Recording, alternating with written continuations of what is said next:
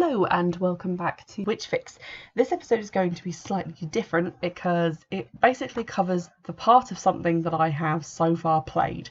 I'm currently working on a new game which involves magic and witchcraft, and I haven't made a huge amount of progress in it yet, but I wanted to sort of get down my initial thoughts on playing it because I've experienced some setbacks and some interesting developments. The game I'm talking about is called Dogma, and this was released by Capcom for PlayStation 3 and Xbox 360 in 2012. In 2013, they put out an enhanced edition, which was called Dragon's Dogma Dark Arisen. And then later this was ported over to Xbox One, which was last year. And so I have bought the Xbox One version because my Xbox 360 at this point is just a large paperweight with no function whatsoever. Now, I was sort of talked into buying this game. Me and my brother both have an Xbox One, and he has very different taste in games to me. I don't really like playing first-person games, and I don't really like playing games where you have to shoot people, and that's pretty much all he plays. But I was looking for games about magic, and he suggested Dragon's Dogma, which he had not played but had heard of. So I did a little bit of research into it, found out that it was a third-person game, check, and that I could play as a woman, double check, and so I purchased a copy via eBay. You get to customise your avatar, and you can be a man or a woman. You can also choose from different body types, which I found quite interesting, and then fully customise them after that. So with that in mind, I went for a green-haired, kind of swamp witch looking lady with bright green eyes, and it dropped me straight into the middle of things, and I started out in this little fishing village. And then what happened was a dragon swooped down, and after the game let me make a few token attempts to stab it, it held me down, cut open my chest, ate my heart, and then flew away. And then I woke up, and I had no heart, and I have to go and find the dragon and find out why it would do that to me when we had only just met. One of the aspects of gameplay, which I suppose is the original and unique selling point of the game, is that you are accompanied everywhere by pawns, which are pawns as in the chess pieces, and they are actually people. Now, it's explained that they are a people from a race called the Myrmidons, which is from Greek mythology. They were sort of the soldiers of Achilles, and I think it means the ants in the, they're sort of strong, regimented. And so you get to design and customise your main pawn, and they're with you throughout the game, sort of as your noble squire. And then you can pick two more from this rift, which is behind a special magic rift stone. You go in, and if you're playing offline, it gives you some random ones that it's made. And if you're online, you can borrow pawns that belong to other players. I'm quite antisocial, so I was playing offline. I designed my pawn to be a large butch lady with a giant Viking helmet. Her name is Gwendamere. She carries all my mouldy carrots for me, so we're getting along great so far. I did a few quests. I quickly realised that magic was not a speciality the game had seemingly planned on me using, because it didn't really explain how it worked. If you have a sword, which is what it starts you off as in the little playable kind of cutscene bit at the beginning, where you have to play as a dude and you have to play as a dude with a sword, it explains that you can do light and heavy attacks with X and Y. With magic, it's a bit more complicated. You have 6 spell slots. To cast a spell from one of these, you hold down one of the bumper buttons, depending on which spell section you want to go to, and then you have to hold down X, B, or Y to charge up your spell, and then release it. And you could also sort of aim it with the right-hand thumbstick. And you have to do this for every single spell. And that was not explained to me. I had to kind of fiddle around with it until I worked that out for myself. And I kind of wish there'd been more of a tutorial on magic use.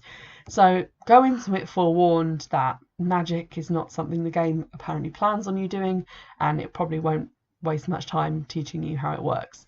Also, the first pawn it gave me when I got into the game, and this is before you design your own pawn, is this random dude. I don't know if it's the same for everyone because I've only played the game once, but he was called Rook, and he was also a mage. And I was like, great, now there's 2 of us who are useless at combat.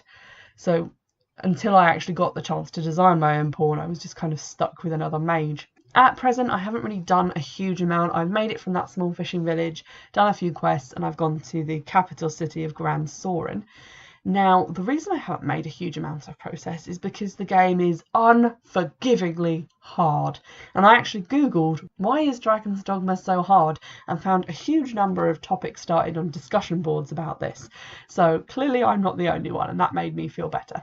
I am playing on like the easiest mode that they had. They don't have like a casual mode, which is usually what I play as on Dragon Age Origins, and I'm not sorry for that. But I figured it would be quite simple so far because I'm still in the early stage of the game, basically the tutorial bits. So I kind of went out and I went through some streets, and they asked me to go down a well to find out if there was a monster in there. Boy, was there a monster in there. There were several. They were giant lizards.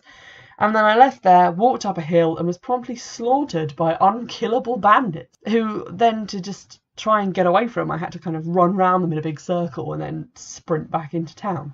The annoying thing is that, unlike in other games where if you kind of run from combat and your followers aren't that fast and they die, and they'll just spawn in next to you when you get somewhere safe, that does not happen in Dragon's Dogma.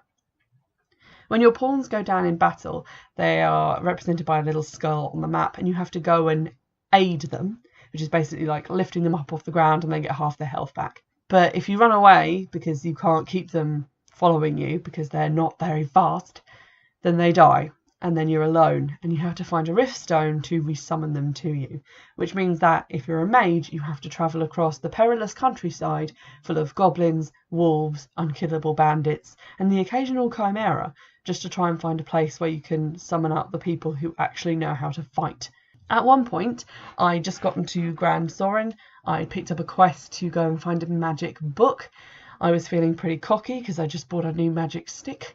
So I ventured off into the woodland and eventually found myself sort of nearing the area where I was meant to ask some bandits about where the magic book was. I was then set upon by a chimera, which is massive. It's the size like dragons are in most games. It has a lion's head and a goat's body and a snake for a tail. It had 5 health bars and it slaughtered me instantly. I'm going to have flashbacks to that. It was horrifying. And then I had to run away, and it took me basically 3 hours of playing just to get out of that wood and away and then back across the land to the capital city where I could then resummon all my dead pawns. So I wasn't really impressed by that. The game is also kind of lax on where it gives you direction. For a while I was wandering around lost because I didn't really know how to get to the next story mission and progress the game. The pawns give you advice on whatever your main quest is, so they kept saying, if we follow this road north, we'll go to Grand Soren. And I was like, cool, I'll head north. But there was an impassable gate, so I thought maybe it'll open in daytime because it's nighttime now. And then I got ripped apart by wolves. The door was not open in the daytime. It was only when I went back to the camp to try and level up that I ended up speaking to a random lady, who it turns out was hiding the main plot from me. If I sound like I'm frustrated with Dragon's Dogma, it's because I am. I'm kind of accepting of games not telling you everything these days because it seems like a lot of modern games feel like if you don't understand something, you'll just Google it on your phone while you've paused the game, which 9 times out of 10 is what I do. But I do wish it had told me things about, 1, how to use magic, and 2, just generally anything about what order I should do things in, or given me a bit more of a signpost that I was wandering into an area where I would be slaughtered. Having read the articles that came up when I googled why is Dragon's Dogma so hard, the general consensus tends to be, 1, if you're playing as a mage, you've royally fucked yourself and should probably just reload, and also that you shouldn't even attempt to do any of the side quests until you have like a level that is around 25. I'm generally confused by this because, in my opinion, if you go to an area which is like the starting area, you'll pick up quests there. I tend to do all the quests in one area and then do the story mission that will take me to a new area. And that's how like Dragon Age works. It's how the majority of games work. You will just be able to do a quest if you are in a place where you can pick that quest up. And if you're not, then it should give you an indication of what level would be appropriate for that quest, which I have not been able to see anywhere. So that's quite annoying. What I am enjoying is just generally kind of going around the countryside, finding things. It's quite nice to be able to combine herbs to make medicines and give them to my little pawn people who are following me around. I'm enjoying being a mage. I have a nice magic stick. I've learnt the ability to levitate, which is pretty impressive when I jump off a high rock and can just kind of float through the air for a bit. And so far I do like some of the mythology that's been brought in. I like the rift stones, they're pretty cool. I've seen some mythological creatures, namely a dragon, the chimera that killed me, and some trolls and ogres. And I think I've also seen a giant snake creature with lots of heads that I'm assuming was a hydra, but that was pretty impressive. So overall, the game looks good. There's a lot of interesting kind of mythology in it that I'm interested in exploring. It just plays like absolute frustration. And something else that's annoying me is that there's a specific man you talk to kind of spend your points and level up. And he's all the way back at the beginning, and I don't know where the other man is. I assume there's a man in the city I'm in right now, but the game has yet to tell me.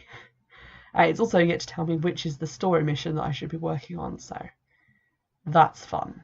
So far, in terms of plot, all I'm aware of is that the thing that happened with the dragon that cut open my chest and ate my heart, that makes me the Arisen, who is kind of a fabled figure who is now meant to face the dragon and stop the apocalypse, which is coming. And that I am being aided by pawns because I have a special connection to them because of being the Arisen, and every pawn that I meet is very keen to point this out. They are a very chatty bunch, although a very monotone chatty bunch. Having the pawns does make me feel a bit bad because they just kind of serve you and you don't pay them or anything, and it just kind of is like being followed around by 3 slaves who you keep leaving to get eaten by giant lions because you're only a level 12 and you're afraid. And it's just a little bit weird, I think. I kind of prefer the Dragon Age model where you have people who have joined your cause or have become your friends and they want to fight by your side. So I will come back to this game, I will play more of it, and I will record bits and pieces and sort of add them onto this. But I just want to give my first impressions of the game, and those first impressions are, it looks very pretty and it's sort of interesting, but it is very, very, very slow going at the moment because I make progress and then I die a bunch, and then I realise that all I've done for the past 3 hours is die in various different locations, and I've only got some looted fruit and vegetables to show for it. So if you're the sort of person who isn't experienced at playing games, who finds them a bit maybe challenging, and you like to play them like I do on the casual settings where you're basically just there for the story and a teeny bit of a challenge, this one might be a hard miss for you because I'm struggling quite a lot. And this isn't by any means like the first game that I've played, but it is probably one of the harder ones. I think I've played The Witcher 2, Assassin of Kings, and that was quite challenging on like normal difficulty, but this is a lot harder than that. And at one point I did consider just giving it up entirely, but then I thought, no, Sarah, do it for the podcast. Also, I spent £11 on this game, so I mean, I'm not letting go of it that easily. I hope you've enjoyed this episode, and as usual you can get in touch via Twitter, which is @Witchfix, and by email, which is witchfixpodcast@gmail.com. I also have a Patreon if you'd like to check that out. That is Witchfix Podcast. It would be absolutely great if you could donate a couple of dollars just so that I can afford nice things like extra bandwidth so that I can keep all of the episodes that I've already released up online and not have to delete them to put new ones up. I'll be back with more thoughts on Dragon's Dogma once I've located the controller that I threw out the window, and I'll see you in the next episode.